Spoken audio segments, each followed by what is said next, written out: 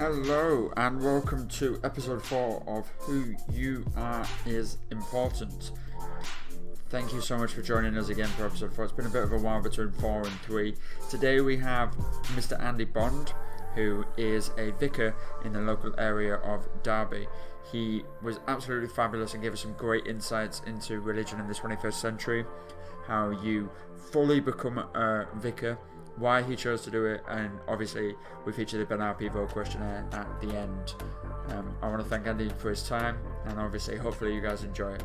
The next voice you will hear is Mr. Andy Bond. Hi, my name is Andy. I'm the church leader at a church on the edge of Mackworth called St Francis. I've been here for a couple of months and I'm an ordained minister, vicar, priest, pastor, whatever language you want to use in the Church of England. Where were you born, Andy? So I was born in Woolwich in southeast London, and I grew up for about 30 years living in the London Borough of Bexley. So if you kind of imagine London as a plate, kind of as a clock, we're kind of about a 4 on the clock, just on the edge of it. Brilliant. So were you born in a hospital or? I think so. I don't remember it very well, but yeah, I don't remember it very well. But yeah, I think I was born in a hospital down there. Which particular one? I think it was called something like the Hospital for Mother and Babies, but it's not there anymore. But yeah, it was one that was in Woolwich in southeast London. Okay. What did your mother and father do? So my mum is a retired teacher, and my dad is he's a research scientist, and he lives out in the States. Has lived there for about 30 years. He's been out there for a long time, but he's still working. He still works for a university out there. What sort of teaching did your mother do? Was it secondary school, primary school? Just primary, yeah. She did primary school teaching. She did kind of the special needs area for much of her, for much of her working life. So I was working with children with various special needs in a kind of mainstream primary school. And you mentioned your father's a research scientist. What sort of research in science does he do? Yeah, so it's kind of physics, mechanical engineering. His specialty is ultrasound, so that's kind of what he's pursued for many decades. That's like his specialty, really. So anything to do with ultrasound, it could be medical, it could be other forms of research. Done all sorts of things, both in academia and in other ways as well. So yeah, that's his kind of bag. Not that I understand it very much. One of the books on the back is by him, but I don't really understand it. It's got some pictures in it, some diagrams, but above that, it's above my pay grade, I think. Does he teach? Yeah, he does lecture now. Yeah, although I think it's mainly kind of masters, and he was overseeing some PhDs, but he's coming towards the end of his working life, and so begun to cut down on things. But he's overseen a number of labs out there, and has lived in a bunch of different places. So that's kind of what he's been up to. Brilliant. Is it weird having your family split across? I suppose it's not with this environment we're in at the moment, but is it weird having that? Yeah, I mean, I guess he moved out to the States when I was about 10. So, and I'd always lived in, as I say, on the edge of London, and I guess it's not ideal, is it? Like you don't really want one part of your family in one place, one part in another. It did mean a lot of good holidays to the States growing up. So going over to we lived in Colorado initially, which is where I got to ski, which is great. So I learned to do that, and we'd go across a couple of times a year, maybe even 3 on occasion. But it was all I knew, so I didn't know anything else really from that age. It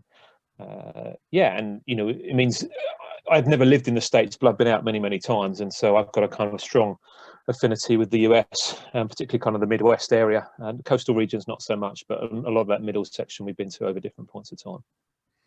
We'll get to more that Midwest area of the United States and how I think that accumulates with the kind of work that you do at the moment and the community aspect of that, because we'll get into that later on.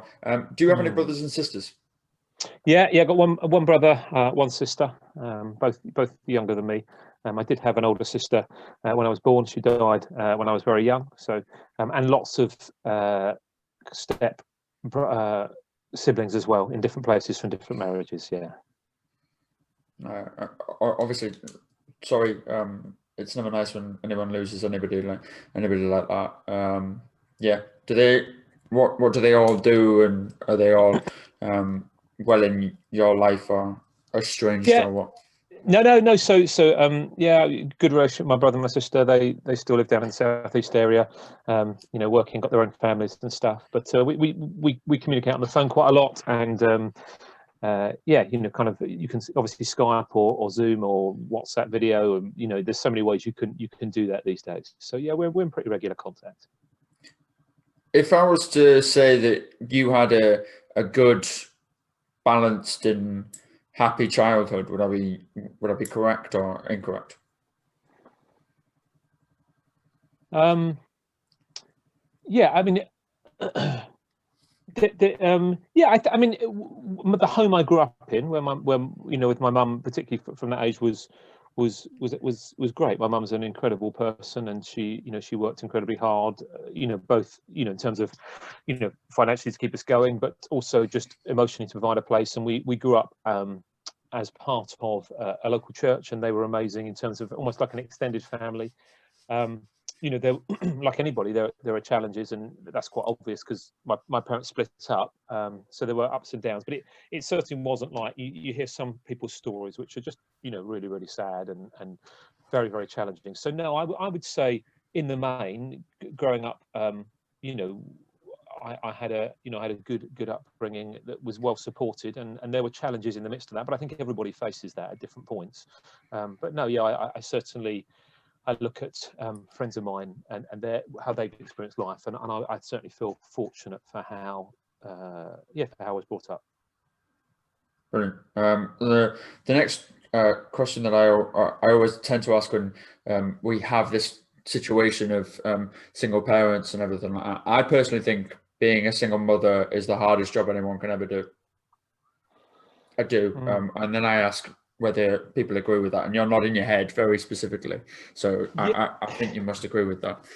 Yeah, very, very. I think being a single parent, I am a parent now, but not a single one, and it's an incredible opportunity for those people who get to be parents, but it's also just really challenging. It's really hard work. It's relentless. It's non-stop, and each stage has a different part to that. And I think doing that without the support of somebody else for whatever reason must be, without that intimate support of somebody else, because there are other forms of support, friends and wider family or a community you're part of. But I think that must be very, very hard.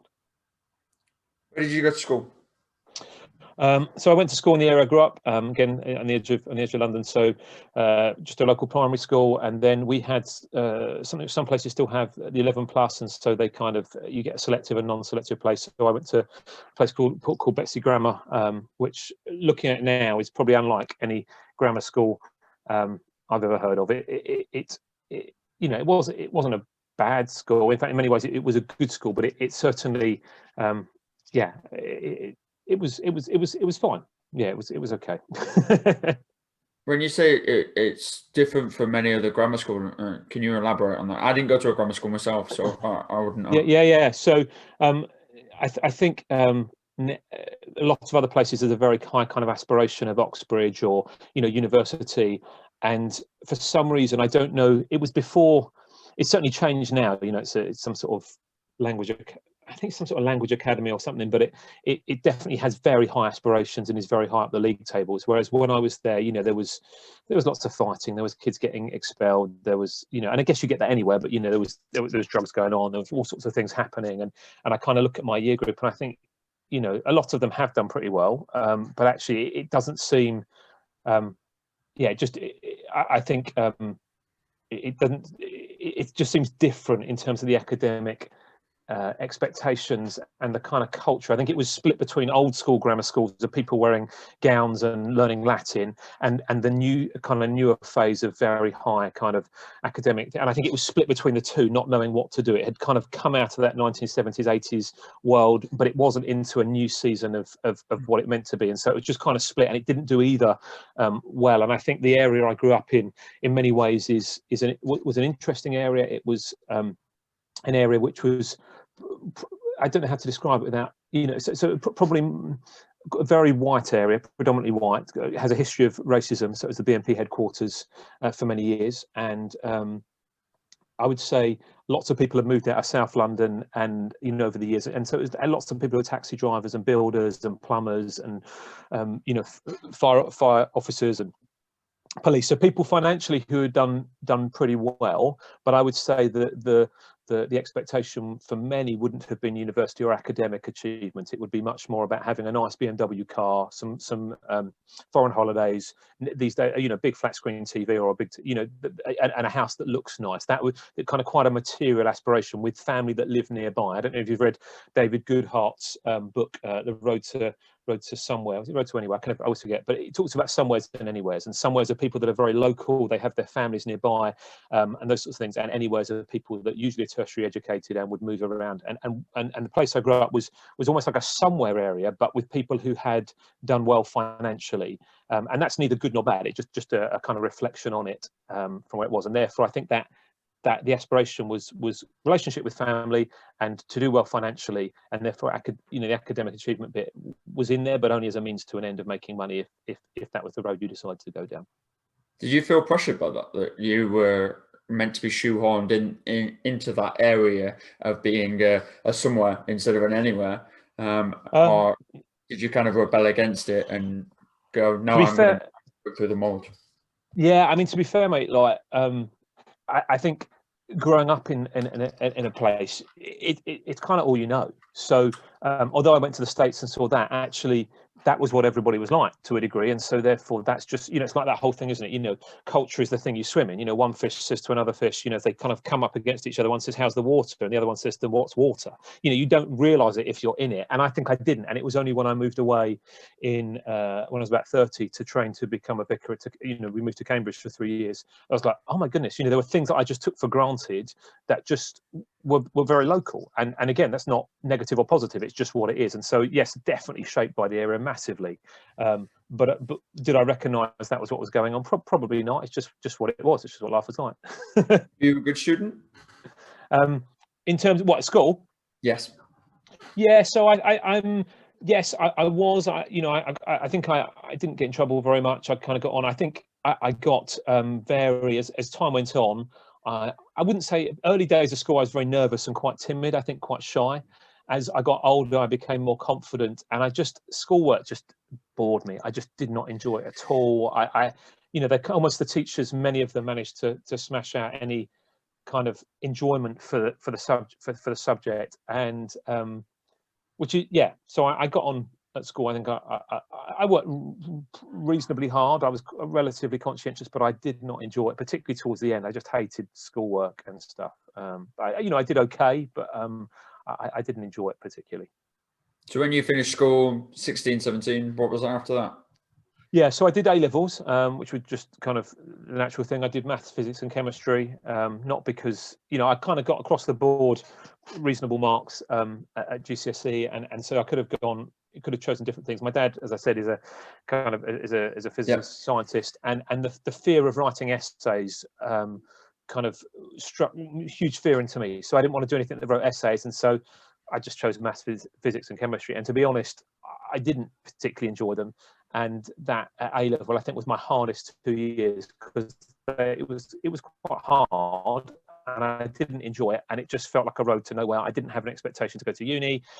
Faith at that point had become very important to me, so that area of life was massively growing, and I hadn't integrated faith and work in that way. I kind of saw them as quite separate at the time. I now see things differently, but yeah, it was it was a slog to get through it, and I disliked it, but I couldn't see anywhere out, and it felt like I was kind of going on a road to nowhere, really. Not a road to somewhere or anywhere, always the road to nowhere. And and then I got to the end, to kind of carry that on. I got to the end of school. I didn't want to go to university. I had a sense that I might go to train to be a vicar in many years' time. I had a kind of something to a call or a sense, or had that kind of inkling. And so I went to the States for the summer. See my dad. He'd had quite a rough time, and then I came back and got a job in the local cinema. I'd never worked before. I'd never had a Saturday job. I'd done some washing of cars for people and made a bit of cash that way, but never a proper thing. So I went and worked in my local Cineworld for 2.5 years, because I just didn't know what to do. I was just like, what do? I need, I can't live at home for free. I need some money, and so I did that for 2.5 years, and then at the end of that, thought, I can't work till 3 in the morning on a Saturday. This is exhausting, because I kind of, started doing popcorn and that stuff, and then became, I was a duty manager there for 1.5 years, and that was quite a responsibility for a 19-year-old, really. It's quite a big thing. And then, I ended up I put my CV out, and I think the A-level maths got me a job working for a pensions administration and actuarial company. So they were working in the West End. Didn't know anything about pensions, but managed to get a job there, just doing the admin, not the actuarial. Those are the bright guys. Did admin there for quite a long time. Going back, sorry, because this is brilliant. It's really brilliant for me because I finally found someone that talks almost as fast as I do, and goes through that in such a short amount of time. There was one thing that I wanted to slightly just dovetail back to. Yeah, go for it. Yeah, 100%. Go for it, Alex. You said that you really didn't enjoy school in any way, shape, or form. Now, obviously, hindsight's 2020, and we look through all these things with a glass eye. But if you really didn't enjoy school, why then do A levels? What was the point? Was the pressure from family, or was it just something that everybody did? So I'm going to do it.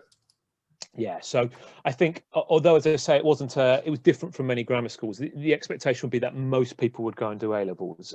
So some people went off and went to a sixth form college, but that was the kind of the natural course, and I had nothing else I knew that I'd want to do. So that seemed just the natural first step, the natural next step. There was, whereas university I think is a big jump, because you leave home, you go somewhere else. Actually, to stay on at the same school, doing the same, doing some further study in the subjects you've already done, wasn't that big of a disruption, really. So that's why I carried on doing it. And I guess in one sense to try and bide some time to go, what the heck am I going to do next? Yes, that's why I did it. And then going into the cinema world then, and obviously it's a first official job. I must say that's one of the places I've never actually worked as a cinema. It's one of my little tick boxes. I will have to try and see if I can get. Have to get in there one day. Yes. What just once, whether it's one day or what. But from being as you've said before, being a kind of sheltered kid for an environment to then be lobbed into such an environment like that, yes, it's local still. Yes, you're still seeing people that you might know and doing that lot, but it surely must have opened your eyes to what adults think as well as just people that you're around. Does that make sense? Yeah. So I think in those teenagers, in the probably 14, 15, 16, from that point, beginning to, did not just mixing people from my school, but other people as well. So beginning to, I guess, see, people going out getting drunk, people doing drugs, people sleeping around, fights kicking off, weapons being brandished, things beginning to happen, and begin to go clubbing, not from quite early, but beginning to see some of that stuff. And and going to the cinema, I think some people use it as a stopgap, as a kind of to pay their way through things like university. Some people aspirationally, they might have kind of ended up in somewhere like the cinema long term. So there were some people, and then there were some older people as well, but it was a real mixture of people there. And I think I in my mind, I thought, okay, these guys are left school. There'll be a level of maturity there, I guess, because you're 18 years old. And actually, there was, so I remember one of the first weekends we went out, and the manager was there, and we were at one of the local nightclubs, which we got into free because they're from the cinema. And he was getting smashed at the time at the bar with some of the staff there, and I was like, oh, okay, and then we would head over to one of the local snooker halls that was nearby, and people were snorting coke off the snooker tables, and you're like, okay, this is what life is like. And so, and yet at the same time, I was, by that point, faith had become really important to me. So I was, had grown up in church, but about age 16, it went from, if you like, from head knowledge to heart knowledge. It went from kind of knowing about God to really believing he was there and he loved me. So, and I had a relationship with him. So there was this interesting thing of living in a world very much of people who weren't Christians, who'd never grown up in faith, and were doing all sorts of interesting things, but also me seeking to live that faith out in a world that was quite chaotic and interesting, and you never knew quite what would happen, but seeking to be, I guess, a person of peace, a person of integrity, a person of wisdom, a person who had genuine purpose and meaning in their life in the midst of, quite chaotic things, and I didn't always get that right. Sometimes things didn't go well, but I think in general, Saw was able to do that, and it was an interesting entrance, I guess, into the adult world. But actually, would sometimes be sitting in the manager's office, and we would end up talking about faith, or end up praying for a co-worker, or somebody would call me up, smashed, trying to talk about things, or people would start confessing things. I wasn't a vicar or nothing then, but people would start saying, "What do you think about this?" And so, yeah, it was an interesting entrance into adult world. But I think it ramps up, doesn't it? From kind of, as you enter in teenage years, you begin to get exposed to life as it is, and you have little exposures early on. My wife thinks it's funny. I remember a guy at 11 at my primary school carrying a knife to a fight, and so you begin to get exposed to stuff. But yeah, it was as you grow, you begin to see more and more things, don't you? These are the kinds of interviews that I absolutely adore doing, because it really shows to me how crazy the world actually is, whether it was 20 years ago, whether it was 10 years ago, whether it was 5 years ago. Now, for me as well, I grew up in a small town in the north of England. So the idea that after work people would be going out and doing cocaine off snooker tables is like, no, we don't do that there. We don't do that. No one does that there. We respect our snooker tables in the north. Yeah. You don't want to ruin them with that. None of that. The only chalk we put on tables is pool cue chalk, you see. But there you go. There it is. But no, you've segued into a really important avenue, especially for yourself, and the main way where I can think we can delve into, because you mentioned around about that 16 area that faith had become such a huge part of your life. Huge is not really a word, but it went from head to heart, is what you said. And I've never heard anyone describe it like that before in any way, shape, or form. I'm not overly religious myself. I've never been exposed to that. I've never even been to a proper church service ever. But I wanted to ask you, how did it come about? How did you first go? Was it a family thing? Was it just something you waddled into at 8 years old and kind of went, yeah, I'm going to sit here? Or was it a Christmas thing? What really was it? Yeah, that's a great question, Alex. So the short version is my mum's a committed Christian, so church is always very, very much part of her life. My dad is a churchgoer, would describe himself as a Christian. I think his relationship to faith has been more erratic at different points. I don't think I'm speaking out of turn in that. So going to church both before and after my dad went to the States was something we did as a family. And then, at the beginning, you learn stories, you're kind of there, you do it because your parents do it. I mean, you do everything because your parents does it when you're little. And then at some point, you have to begin to decide, is this something I'm going to do, or am I going to stop doing this? Whether it be, what political party you're going to vote for, whether it mean what football team you're going to support. I mean, I know no child will ever walk away from the football team that their family supports. I mean, that would be real blasphemy. But there you go. There you go. Now you're preaching things I understand. That's right, exactly, yeah. But so how did this come about? So I'd never done a big walking away. I continued to go. There was a youth group I was part of. I had some good mates there. And I would have said I was a Christian. But in a period of about 6 months, and it would have been about 1997, which ages me, there was a period of about 6 months where a number of things began to happen. So one of the things I can pick out is my godfather, which is somebody that kind of makes promises when you're christened or baptized when you're little. He was an aid worker in Ethiopia. He used to dig wells. He was a civil engineer, I think, and he used to dig wells so people get water, which is incredible. And he worked for a charity called Tear Fund, and he was on a flight. He's on a flight, and the flight was taken hostage. Terrorists on it, and the flight crashed, and he sadly was killed. And some people survived that plane crash. And I was a 16-year-old. I didn't know him very well because he lived in Ethiopia, but I knew him a bit. And I remember going to his memorial service that was held in southeast London. And his wife was there, his young kids were there, his friends were there, and they were talking about the tragedy of the situation, but the reality that Jesus made, to the difference Jesus made to their life, in the sense that actually they didn't believe this was the end. They knew where he had gone. They knew what actually he hadn't died in vain. And as a 16-year-old, it was like, oh my goodness, they're not kind of being wishy-washy about the reality of this, but there's a hope in the midst of the sorrow. And I was like, okay.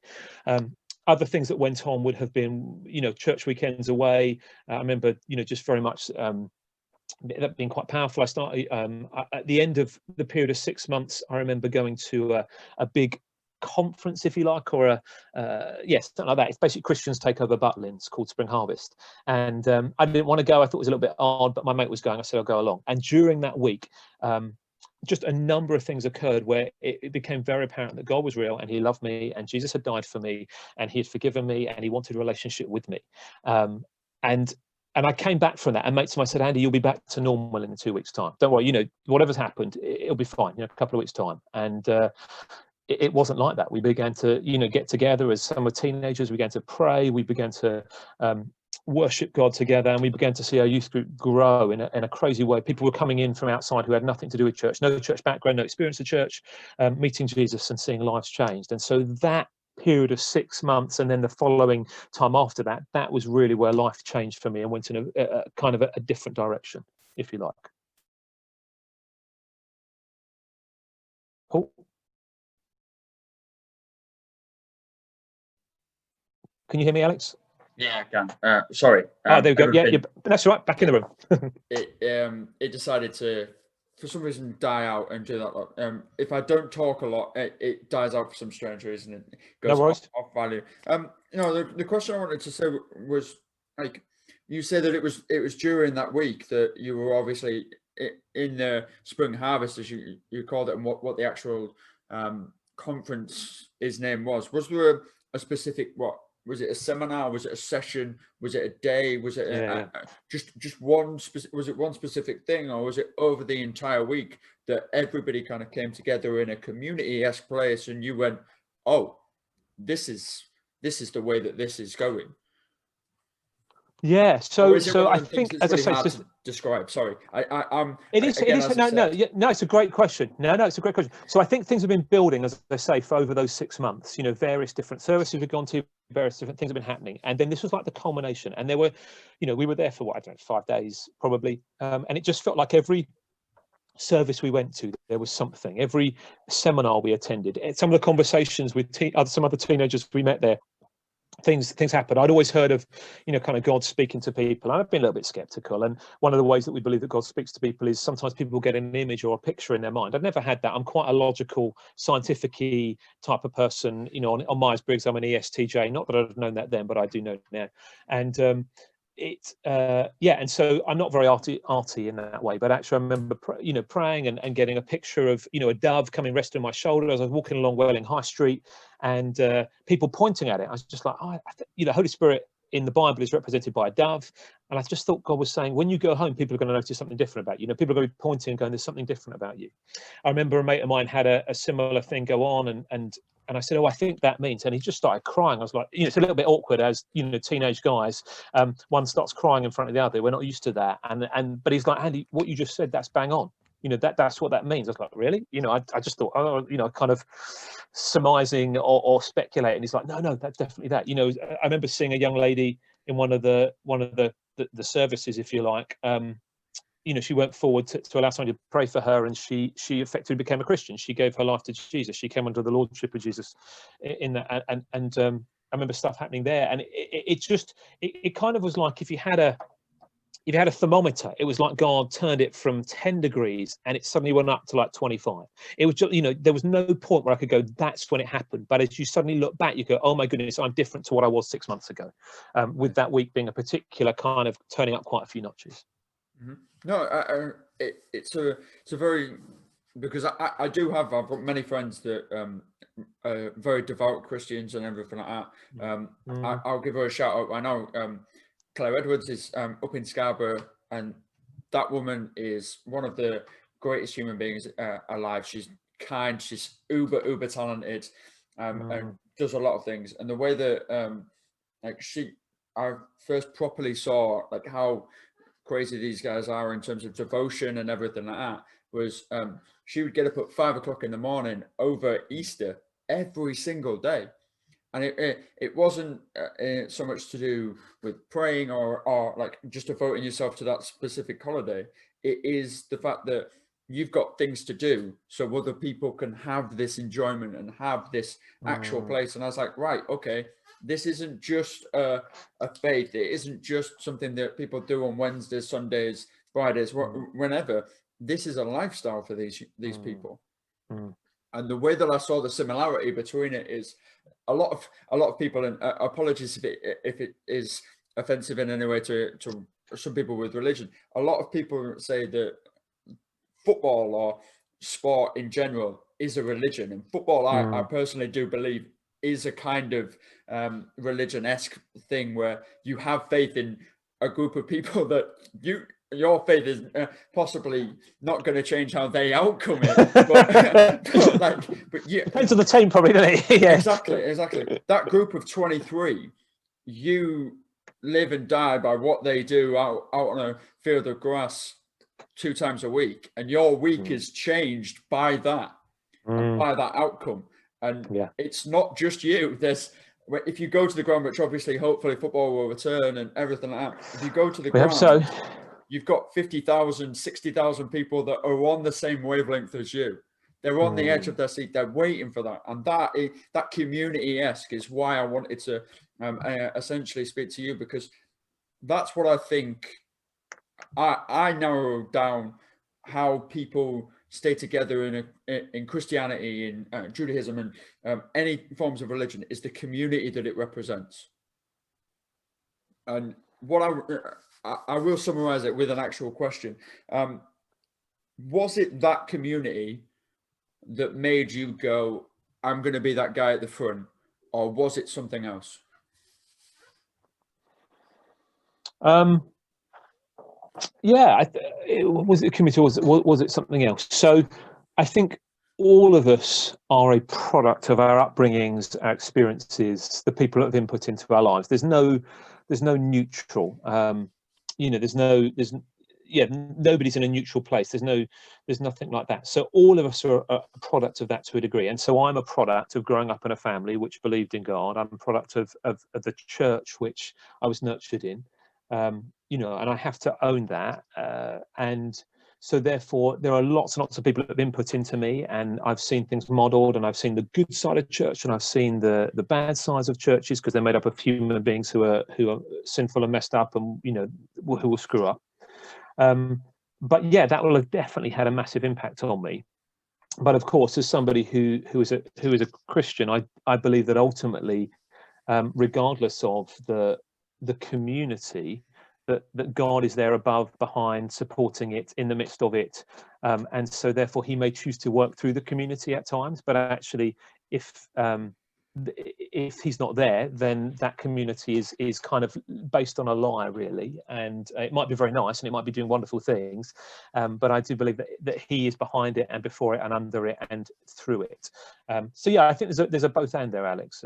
I'm definitely a product of the community, but I do believe that, and so you sometimes see that where God will work in spite of a community. So there are people that come to faith in Jesus, particularly often from Islamic backgrounds, where there may be no Christian church present, and somebody may have a dream of Jesus Christ, and you suddenly find that they then become Christians and convert to Christianity because they've met Jesus in a dream and they've never met a Christian in their life. And but the normal way that God worked, and the normal way that kind of throughout church history, is through his followers and the people that follow him. So yeah, both and. If that's not too political, kind of too much of a politician to answer like that. No, by all means, we can get as political as anybody likes here. I'm not just not just a sport head. We follow all sorts of things, obviously, as we can figure out. But so obviously, we'll go back to you as a human being. Then, when we left the cinema and we went to the pension place, was it just the pension place till one day you decided and said, I'm going to be a vicar now? Yeah. So I think I alluded earlier on to saying that I had a sense in my late teenage years of thinking that God might want me to become a vicar, and that would have probably been actually not long after those 6 months and Spring Harvest and that sort of stuff. Quite early on, I had and people start saying, do you think God might be, want you to lead a church? And I just had a sense of God saying, I want you to lead my church. And somebody even wrote me a letter. It must have been I was only a few months later saying, to the Reverend Andy Bond, as a joke, but actually planted a seed in my mind, and it was, just quite funny. And I was like, okay, so that was there. But I also, and this isn't right for everybody, but for me, there was a sense in which I felt it was right to get some real life experience. To most people's biggest problems are not the number of people they get to a prayer meeting. Most people's problems are not the church budget, or how many people are there on a Sunday morning. Most people's problems are I'm going to get made redundant. I've got this deadline that is happening on Friday. I'm commuting into the office. I'm working 12 hours, whatever it is. So the cinema was part of that for me, just stepping into that world of work. It was was part of that, but I still have in the back of my mind one day, I think this vicar thing may be on the cards.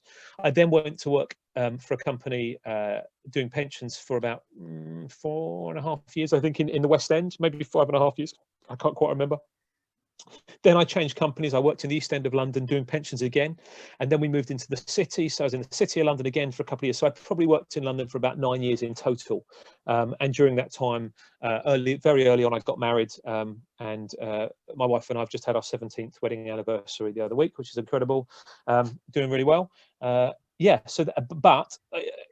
the background, there was always that sense that one day, I think I'm going to go and train to become a vicar, going to do that sort of stuff. But pensions I did for 9 years, and had all the stuff, the office politics, the commuting into London, the deadlines, the working late sometimes, the stress of it, redundancy exercises, all that sort of stuff that you get when you work in an office with people and you have to learn what life is like, I guess. Yeah. So, right, okay, we've beaten around the bush a little bit and done that. How does it happen? How do you become a certified vicar? The short answer is that you go to vicar college and you go in normal and you come out a vicar. That's the short answer. The long answer is there's a kind of a selection. Yeah, genuinely, there's a selection process. So you have to go and see somebody, and they'll say, why do you want to become a vicar? And you talk about your sense of calling, and you talk about the experience you've had, and you talk about other people's recommendations, and you go backwards and forwards a bit, and you have to read some books. And then you have to be put forward for a bishop's panel, and the bishop has to say yes or no. They think they want to recommend you. And then if the bishop recommends you, they send you to theological college, where you'll go and do at very least a certificate, but usually a degree in theology alongside other sorts of training. And sometimes people go away to do it. Sometimes people stay in their place. We went away. We moved to Cambridge. We did. So I went and did my degree there. I hadn't gone to university before. Then you finish and you do the academic bit. So you finish the academic bit, and then you get placed in a church for a few more years, and you do something called a curacy, at which point you are ordained, which is where you get a dog collar, and you can start doing things officially in church, like legally. You can begin to start doing baptisms and weddings and funerals and stuff, but you're still in training. And then at the end of your curacy, which is like your on-the-job apprenticeship, they sign you off and they go, you can be a vicar in the Church of England and go and do the stuff on your own. So that's kind of how it happens. Which is, it's astounding. It really is astounding to me. Like, it's an all-age thing.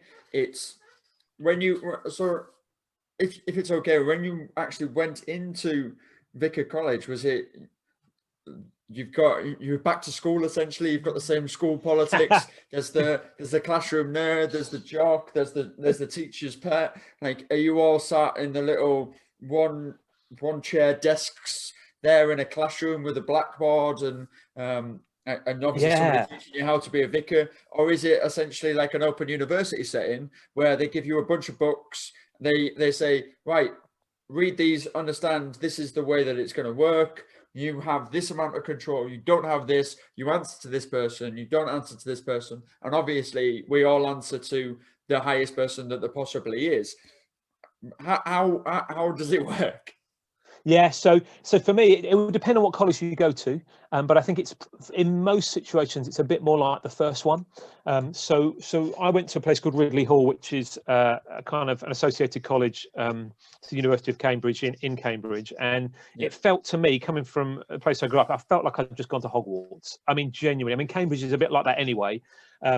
And you can do different degrees, and I ended up doing 1 year with Anglia Ruskin, and then I kind of got in via the back door and did a kind of what they call a Bachelor of Theology through Cambridge. So I went to some of the Cambridge University Divinity faculty lectures with some of these young, very, very bright, 18, 19, 20-year-olds who weren't trained to be vicars, they were just in theology.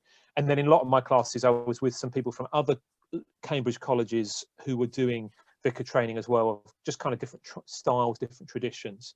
And you do, you do New Testament Greek, you do church history, you do biblical theology, you do pastoral care, you do stuff about mission, you do independent learning modules, you have a placement church that you're part of, you have learning stuff about how to lead services, you do things on how you manage people, that all sorts of different things. You do lectures in all kinds of different areas. I did a little bit of philosophy, I did a little bit of political theology, all sorts of different things over the 3 years, because it is just so wide ranging. And there's there's a number of elements to which you can choose what you do. There are some core things that you need to look at, but there's a number of elements that you can choose what you want to look at. And yeah, so it was much more like, almost going back to school, which is bizarre as a 30-year-old. And some of the people there have got kids, but you're sitting there, you've got lectures, you've got your laptop out. And I'd never been to uni before, so I didn't really understand credits. What's a credit? You're different how stuff is marked, and what a first is or a second, kind of, a 2-1 or a 2-2. And that was all new to me. Most of the people there have been to university before. But yeah, so it's more like the first one than the second one for me. Brilliant. And this is... It's a really strange thing. These next few questions are just very basic, like vicar things I've always wanted to ask a vicar. Sorry, apologies. Do you have a favorite Bible verse and chapter and book, or is it? I mean, this. From what I've seen, and like from other people that I've spoken to, like they can just call upon like verses like that. And I mean, I can call upon football stats like that, but exactly, that's right. Yeah. Which team won the league in this year? Who won the FA Cup? Yeah, who was the strikers? Yeah, no. So definitely. I mean, I think as you grow and the longer you follow Jesus, different bits will be more relevant at different times. So the Bible's not just one book, it's 66 books, has a New Testament, the bit before Jesus' life on earth, Old Testament bit before Jesus' life on earth, New Testament bit after Jesus' life on earth. You've got prophecy in there, you've got history, you've got letters, you've got songs, you've got poems, you've got all sorts of stuff in there. And depending on your circumstances, there are different bits that will be more relevant at different times. I think a classic one that people would say would be John 3:16, which is the big numbers chapter 3. The little numbers are the verses. They weren't there when they originally wrote them. It just helps people find them, which is about God loving the world and sending his son Jesus, that whoever believes in him can have eternal life, which is a classic. Old American sports things, they used to hold up signs with John 3:16 on, and if you're British, nobody knew had a clue what they were going on about, and then Austin 3:16 nicked it and whatever. But so there'd be that, but there's also things about the love of God. Nothing can separate you from the love of God. Neither not height nor depth, no angels, no demons, nor principalities, nor powers. Nothing in all creation can separate you from the love of God that's yours in Christ Jesus. It just depends. There's a lot of them, and I must admit I've probably got lazy in the last few years, because Google is a wonderful friend. I know I can kind of summarize it, so I can type in this and then things will jump up. I think when I was a teenager, there was no such thing as Google, so you had to know it in your mind to help you find stuff. But so different bits. Do I have a favorite Bible book? I love the book of Romans. I think it's a book written to the church in Rome by a guy called Paul, and there's just some incredibly in-depth understanding of what the Christian faith is about, and about the fact that ultimately we don't earn a relationship with God, but it is a gift given to us. Christians often talk about grace, and one of the distinctives of the Christian faith, every other faith is trying to reach up to God. You try and follow an eightfold path, you try and follow 5 pillars, whereas the Christian faith says, no, we can never reach up to God. He's too high, he's too big, he's too holy, he's too powerful, he's too incredible. So what God does is he steps down and bridges the gap to us in the person of Jesus, and in dying on the cross and rising from the dead, he enables us to have a relationship with him. So it's kind of going the other way, whereas the others are saying we need to reach up. The Christian faith is saying no, God reached down, and so anything that explains that and expands on that, and I would say it's the central message of the Christian faith really, is that God has reached down. He has come and met us in the person of Jesus and enabled relationship with him. Not we can't earn it and we don't deserve it. So I don't know if that answers your question a bit, but no, it completely does. This next one's a real biggie, so go for it. So again, apologies. No apologies, mate. I think we're rolling. The way that personally I perceive Christianity and religion is that 100 years ago it was everywhere. Everybody loved it. Everybody was it was the day-to-day thing that everybody followed. And now we're 100 years later, and we're mm, over even over since the 1980s. mm, From the 80s to now, which is literally 40 years. It's a mm, lifetime of so many human beings, and even half a lifetime of a generation of mm. people. We have changed so much as a world Yeah. that religion is not something that is here. It is being reduced and reduced and reduced, and there's more atheism, there's more agnostics, there's more like actual pure blooded people. So my question is, how does that, obviously that's a challenge for you, being a vicar and being a symbol of the Christian faith, but Mm, how does that affect you on a day-to-day basis when you either see politicians in the states where your dad lives saying God bless the United States of America, or Jesus did this, or even in Michelle Bachmann's case of the early 2004 election, she said God asked her to run for the mm, election, and mm, nobody in the world asked her, what does God sound like? Like if mm. she's spoken, do Yeah. you understand what I mean? Like God has spoken to her, not through her. She said to Mm, her and mm, asked her mm, to run for election. So what does he sound like? mm, mm. And then Yeah. you've got the nowadays you've got popular culture, and how popular culture symbolizes religion, and or for a better word, pokes fun at it, with shows such as Preacher, South Yeah. Park. You've got Family Guy. You've got all of these television shows that are mostly American. You've also got Father Ted. You've got Mm. Dawn French's one, which is the Vicar of Dibley, as well. Does that make your job harder or easier, essentially, because people are more open to it as they've seen it, and then when they fully understand it and what it's about, they're more accepting, or are they more closed-minded because of the way popular culture has symbolized religion? Mm. Yeah. I mean, there's so much in your question. I think so. Firstly, the world is getting more religious and less religious at the same time. So, in terms of globally, the percentage of people who would adhere to a following a faith, not just Christianity, but any faith, is increasing in percentage. So, Richard Dawkins and the New Atheists at the beginning of the 21st century would have said the world, religion is going to die out. I mean, people are always saying that. Nietzsche said God is dead. Voltaire said, religion will cease to be. There've always been these predictions, and there is a but globally at the moment, the religious faith is actually increasing globally. Now that we don't think that because we live in the West. So the opposite is also true, that there are also more people choosing to identify as kind of atheists than there would have been before. So it's like the people that were in the middle are moving to here, and the people that are moving that way. And part of that is the birth rates amongst those who are religious is higher than those who are not religious. Birth rates amongst secular people are actually decrease over time. It's how you can often tell if a society is becoming more secular, is that the birth rate will often go down. So I think if you look at it globally, Christianity is exploding in China. It has exploded across Africa with, hundreds of millions of people in the last century. South America, faith is exploding. And it's an interesting thing about the Christian faith that it started in the Middle East. It migrated to Europe. It then migrated to the US. And in the last, 100 years, it has then migrated to Africa, to South America, and to Asia. And interestingly, it may well be that by the mid-21st century that China is the largest Christian nation in the world, which blows our minds considering it's a communist state. So it's very, very interesting. But of course... Sorry to interrupt you there, just before we move off from the Chinese thing. The first time I ever heard that Chinese Christians were seeking refugee and everything like that from obviously persecution from being Christian, because as you said, it's a communist state, or was a communist state, and they celebrate whatever they celebrate over there. I'm not knowledgeable to it. The first time I ever heard of it was somebody asked, like when they went over and they said that they were Christian, because obviously when you are, you're able to be granted asylum, and that's something that is very great about the that form of religion there, the Christian faith, is that if you have another Christian member or somebody that claims they are, you have safe haven here. You are one of us. We cannot shun you away. And the word that they used was Sibboleth,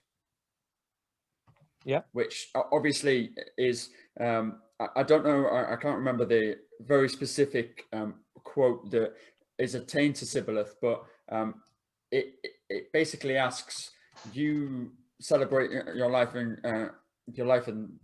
how you live to Jesus Christ. And he said Sibboleth and do everything like that. But I thought that was really interesting there, that that was the first thing they asked them. They didn't ask them anything else. They didn't ask them where they prayed. They asked them about Sibboleth first, and then they went into it. And it was almost as if this is your first test. Yeah. Fail this, and obviously we'll go there. And sorry, I just thought that was really interesting. That's right. That's where I first got it. That's where I first heard of Chinese Christianity. Chinese Christians. Yeah. And I think a lot of people are not aware of that. But I think going back to the thing about the UK, which I guess is obviously our context, is that the history of the church in this country, a lot of people think it's just been some downward trend, for 100 years. Now, it's true the church has been shrinking in the UK for a very long time, but there are also many periods in history when it's been horrendous as well. So I can't remember what year it was, but I think it was at some point in the 1800s. On Easter Sunday, in St Paul's Cathedral, there was something like, I don't know, 12, 20 people celebrating communion, on Easter Sunday in St Paul's Cathedral in the centre of London. And so people often think, and I'd need to pull out the exact day and whatever, but it's very interesting that it hasn't just been, everything was amazing and now we've gone downwards. There have been times in the past, and then what happens is that there have been revivals where basically, many people have come to faith in Jesus and things have gone up again. And so there's that. But I think, you are right that we are in an unusual situation, that actually the culture as a whole has massively secularized or has gone post-Christian. So there are values and things that we hold to, like caring for marginalized, like, those sorts of things which are very Christian in themselves, but we have then tried to cut off the Christian basis for them. So, for example, something like human rights are if you are a secular atheist, you can say these truths are self-evident, that all people are, kind of made equal. But it's not self-evident at all. No cultures, very few cultures throughout history, think of the Romans or the Greeks, thought all people were equal. If you're a slave, you were below. If you're a woman, you were below. If you're a child, you were below. If you're born a man and a Roman citizen, hey, but everybody else, you're basically screwed. And so, the American Constitution and whatever would say it is, this is a self-evident truth. But we want to say, no, actually, the reason that we believe that is because it's based in the Christian faith. And I would say as a culture, we've held on to some of these truths, but we've tried to cut it off at the root.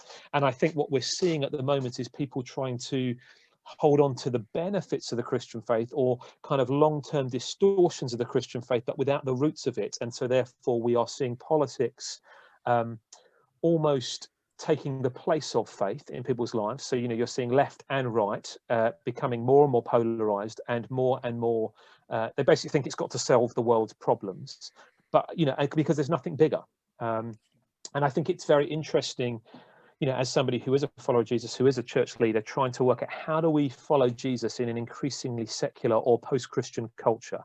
It's not easy. How do we connect people to stuff? And it's interesting, now we're in a place where many people have grown up, like yourself, it sounded like, who've never been in a church before. They might have been to church for a wedding, they might have been to church for a christening, but they may not at all. And so it's not even like people know what they've rejected. It's just weird, it's old-fashioned, it's bigoted, it's fairy, it's make-believe, it's believing in a sky fairy, and I want nothing to do with that. But they don't really know what they've rejected. And so we're in an interesting season of for me, trying to reintroduce people to say, well, actually, do you know what you've rejected? Have you ever read the gospel? Do you know anything about Jesus above and beyond that he may have been born in a manger, and that you might have done a kind of a play when you were a 5-year-old? And most people's answers to that, if they're honest, is no.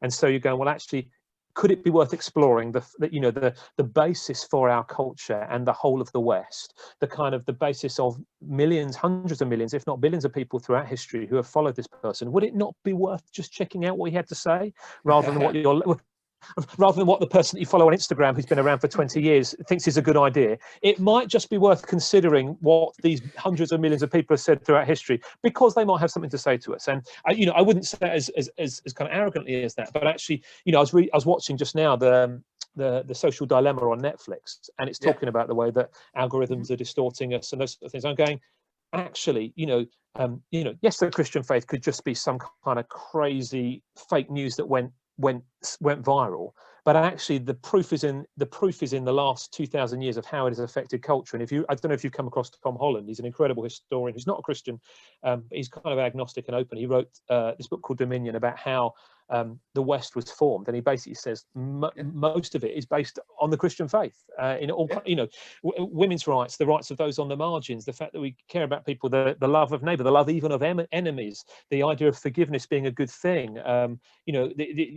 Human rights, the equality of humanity comes out of the fact that we used to believe that human beings are made in the image of God, and I would still hold to that. So, I would want to encourage people to investigate the claims of Jesus before they dismiss it. Well, I couldn't agree more. I really couldn't agree more. I've said this before. I'm not religious in most sense of the way. In terms of a community basis and that kind of faith, I just don't. I haven't got it. I've tried. I tried a long time ago when I was 18, 19. I went through, read the Bible. I did everything like that to see if there was a spark, and possibly this could be a different way that we look at the world. And unfortunately, there wasn't anything. I've been through death, life, everything like that. We've been through all that kind of stuff, and it never really had an effect on me. So that's different, and that's an own personal story. People didn't tune in for my personal story of religion or anything like that, because that would be very boring. So I'm sure it wouldn't, Alex, but just a bit different. I don't think it would be boring, but anybody that tunes in here might think it might be a little bit, because they're here for either yourself or the tidbits we get out of it, and do that with it, because you've obviously moved to do a separate church and take over a church essentially. Is that something that happens a lot, or do you stay in a place for like 5 years and then do the work you can do, and then when you feel that you've done enough, you can go, right, well then let's do it somewhere else? Yeah, I mean, different sorts of churches do it in different ways. And I think usually somebody who's a leader, kind of a priest, a pastor, a minister, a vicar in the Church of England would stay for a few years, because there's a sense in which you have to do life with people. You have to begin to get to know people in order to build community, in order to build relationship. It's not something we do on our own. In terms of what I'm doing in, bringing people into a new church and seeking to revitalize it, that's beginning to happen more and more. I think sadly there are a lot of churches that may have faithful people in them, but actually they're elderly, and they're on, many of them are on their last legs really. And so in this season, the churches are going to need to find new ways to do church and to connect with the people around them, because people don't just rock up anymore. You've got to work out ways in which you can connect and come alongside, and in many ways it is the things that have always been done, but it's seeking to do those well. But we're just very fortunate that we started this church in the centre of Derby in 2017, St Werburgh's Church, and things grew over the 3 years to 3 services and 400-ish people over the day, and many of those were much younger than me. And then 35 to 40 of those have now come with us to this church on the edge of Derby to revitalise a small but faithful congregation. They do things very traditionally. We're going to do some more modern style stuff as well. So we're doing the traditional stuff where I get dressed up in robes and do that. It's not massively my bag, but it's some of the guys appreciate that. But we're also doing something a bit more modern at the same time as well. What modern stuff is it, if you don't? Yeah. So I mean, it's all sorts of things. So it could be anything from using video clips to having a band rather than hymns, to not wearing robes, just dressing normally, to the way that you be much more conversational in the style at which you preach. You kind of do the sermon. You'll be much more conversational rather than standing there behind a pulpit and not that many people do that, but sometimes that's how it's perceived. I think creating space to have a bit of fun together as well, do stuff for the kids. So all sorts of different things really. I mean, it still has songs in it. At the moment it can't sing, but it still has songs in it. You still have prayers in it. You'll still have the Bible read in it. So there's some ways in which actually it's still very similar, but there will be other ways in which you can, around that, just make things a bit more informal, a bit more relaxed, and particularly assuming that there will be people there who don't know what the heck is going on. So trying to say, because often, I don't know if you've ever seen it, but people go into church and then randomly the whole room stands up, and then randomly the whole room sits down. And if you're new to it, you're going, why are they standing up? Why are they sitting down? And what's a chapter? What's a verse? Why? So I will always give a bit of commentary and make sure that people who are new know that they're welcome, know that they've got questions. Of course, they've got questions because they don't know what's going on. So don't be ashamed to ask. Why should we expect you to know if you're new? Just ask. Just like say to somebody, why do you do that? What's that about? And try and create a space where people don't feel stupid, they don't feel embarrassed, they don't feel ashamed, they feel welcome, they feel cared for. In normal situations, you'd have donuts before, you'd have good coffee. Try and make the place look aesthetically more pleasing. So all sorts of things. Trying to do some of that and make sure that it's genuine community and not just rocking up for a show, but being community together, getting to know one another. So it's not just what happens on Sundays; it is the rest of the week as well. How has COVID affected the way that church is done? Oh, yeah. I mean, so in terms of our sort of church, we are quite. There was an element of Sunday focus. So, the coming together on Sunday to worship, to pray, to sing. So we can't sing at the moment. We can have the band sing over us, but we're not allowed to sing. We all have to wear masks. We can't do the refreshments bit before. We can't talk before. We can't talk afterwards. People aren't really meant to get up from their seats and walk around and talk to each other, at different points. And so we've had to do lots of stuff online. We've been streaming online since, when was it? Since beginning of July, just trying to connect with the estate and let people know we're here. So it's massively affected it, and it's because it's not just Sundays. It's trying to, how do you do community when you can only meet in groups of 6? How do you, in the lockdown you couldn't meet anybody, so everything had to go onto Zoom, and it's okay, but it's not the best. So yeah, and I think we're fortunate, but a lot of churches, if you're elderly, they don't do online. They can't do even things as simple as giving in a collection. You can't. They have to give online. Well, older people are not used to doing that. I came to this church and the giving was all done through the plate rather than people giving by direct debit or standing order. And so we've moved that across, and so people's worship, their giving and worship is now done like that, which is far easier for them and for the church as a whole. But there's been all sorts of ways we've had to do it. In Insta stories, Facebook lives, all sorts of things. We've had to be creative and inventive to try and make sure that we're connecting with people, really. Right. Okay. Thank you. That's pretty much it. I do end. No worries. I do end everything and make sure that everybody always gets. And this, I end with a set of 10 questions. They're kind of rapid fire, and cool. They're a little bit fun. Okay. They are called the Bernard Pivot questionnaire. Bernard Pivot is a talk show host from the 1980s. He's French. He is possibly the greatest ever talk show host that ever lived. He basically adapted what we're doing now, but did it on primetime television on a network that had never done it in France. And a load of people saw that and went, oh, we can do this at late night. We don't have to do it at 1 o'clock in the afternoon now. This is fine. This is okay for entertainment.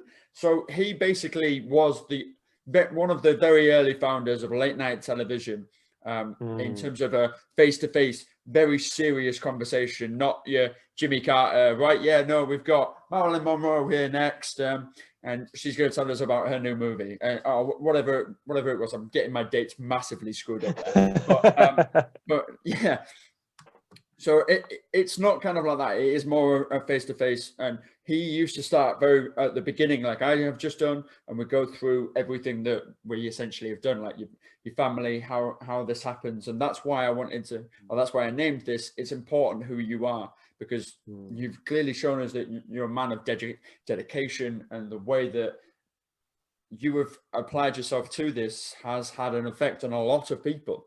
And it still hopefully will continue to do so. Hope so, yeah. So I might have to find a new job otherwise. And at the end of the interview, he would ask 10 questions. It got picked up by a very famous talk show host called James Lipton. God bless him. He's no longer with us. He died sadly last month of a heart attack.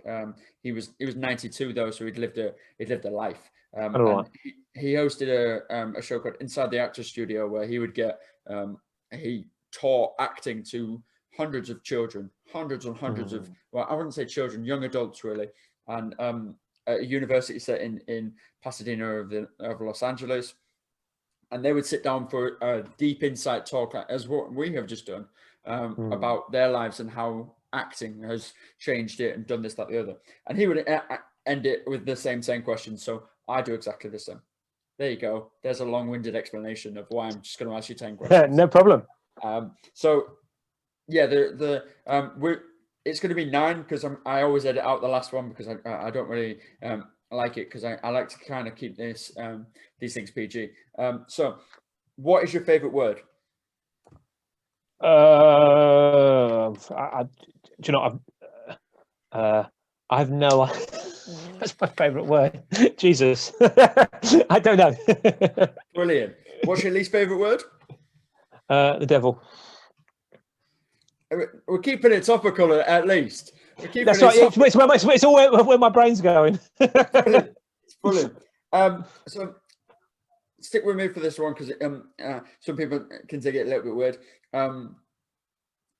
What turns you on, creative, spiritually, or emotionally? So when you sit down and you're like, oh, you've just done that. That's absolutely amazing. I'm geared now. I'm ready. Let's go. I mean, for me, walking in the mountains, if I'm honest, or skiing in the mountains, is, if that makes sense, that's something that I just love. Big vistas, big views. So, you know, the Grand Canyon, the Black Hills in South Dakota, the Peak District up at Kinder Scout, wherever it may be, those things, I just, blow my mind. I love that. And then on the opposite side of that, what turns you off? Moaning people. Brilliant. It's a great answer. It's a really great answer. What sound or noise do you love? Somebody, I love when somebody's rapping really well, spitting a few bars. I love that. Brilliant. What sound or noise do you hate? Opera. Really? Yeah, I can't stand opera. Sorry. I didn't expect that one. That's really thrown me left field. That really has thrown me left field. What profession other than your own would you love to do? If I was good enough, professional skier or snowboarder. There you go. Some of the X Games stuff. What profession would you not like to do?